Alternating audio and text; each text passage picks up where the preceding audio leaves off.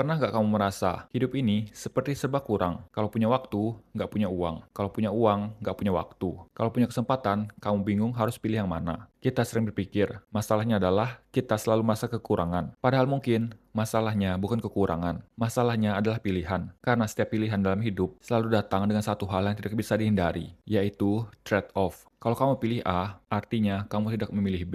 Kalau kamu pilih ini, artinya kamu melepaskan yang lain. Dan ini berlaku untuk hampir semua hal. Uang, waktu, energi, fokus, perhatian. Semua itu adalah sumber daya yang terbatas. Dan yang paling terbatas dari semuanya adalah hidup kita sendiri. Banyak orang ketika bicara tentang keuangan, langsung lompat ke pertanyaan, investasi apa yang bagus? Harus beli kripto atau saham? Aplikasi mana yang paling untung? Padahal sebenarnya itu semua cuma daun. Bayangkan hidup kita seperti sebuah pohon. Daun adalah strategi kecil. Produk, aplikasi, investasi. Itu yang paling kelihatan. Makanya orang sering fokus di sana. Tapi masalahnya, kalau akarnya tidak kuat, daun apapun tidak akan bertahan lama. Akar dari semua keputusan finansial sebenarnya adalah satu hal sederhana, yaitu nilai hidup. Apa yang benar-benar penting buat kamu? Karena kalau kamu tidak tahu itu, uang tidak akan pernah cukup. Misalnya begini, ada orang yang sangat menghargai kebebasan waktu, maka dia mungkin memilih pekerjaan yang lebih fleksibel, walaupun gajinya tidak setinggi pekerjaan lain. Ada orang yang sangat menghargai pengalaman hidup. Dia rela menghabiskan uang untuk traveling. Ada juga yang lebih memilih stabilitas. Dia menabung, membangun rumah, mencari rasa aman. Tidak ada yang salah. Masalahnya muncul ketika kita mencoba memilih semuanya sekaligus. Rumah besar, dan traveling setiap bulan. Dan mobil baru, dan kerjaan santai, dan tabungan besar. Hidup tidak bekerja seperti itu. Kita bisa punya apa saja, tapi tidak semuanya sekaligus. Ironisnya, banyak orang melihat pengelolaan uang sebagai sesuatu yang membosankan. Menabung sekarang supaya nanti tua tidak susah. Masalahnya, itu terdengar sangat jauh, sangat abstrak, sulit merasa semangat untuk sesuatu yang baru terasa puluhan tahun lagi. Tapi coba lihat dari sudut yang berbeda. Tujuan sebenarnya bukan sekedar punya banyak uang. Tujuannya adalah kebebasan. Kebebasan untuk memilih. Bayangkan suatu hari, kamu bangun pagi, dan kamu tahu satu hal sederhana. Kalau kamu ingin berhenti kerja hari ini, kamu bisa. Kalau kamu ingin pindah karir, kamu bisa. Kalau kamu ingin mengambil waktu untuk keluarga, atau untuk hidup yang lebih tenang, kamu bisa. Bukan karena kamu tidak butuh uang, tapi karena uang tidak lagi mengendalikan hidupmu.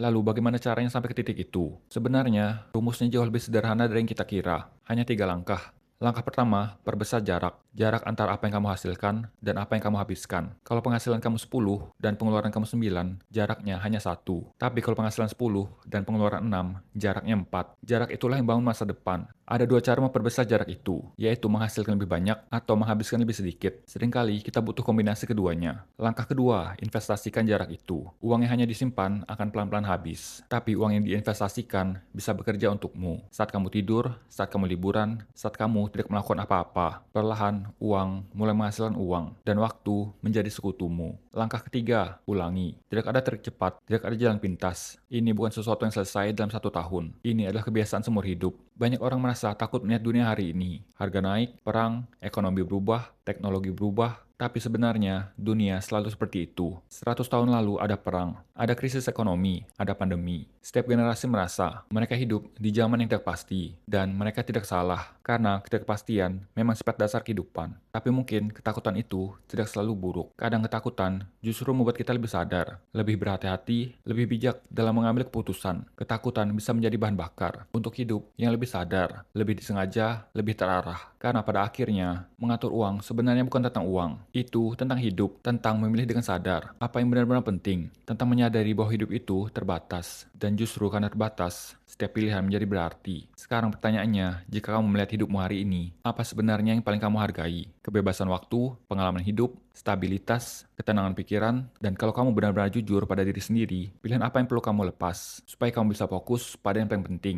Karena mungkin, hidup yang lebih baik bukan datang dari memiliki lebih banyak, tapi dari memilih dengan lebih sadar. Dan pilihan itu selalu ada di tanganmu.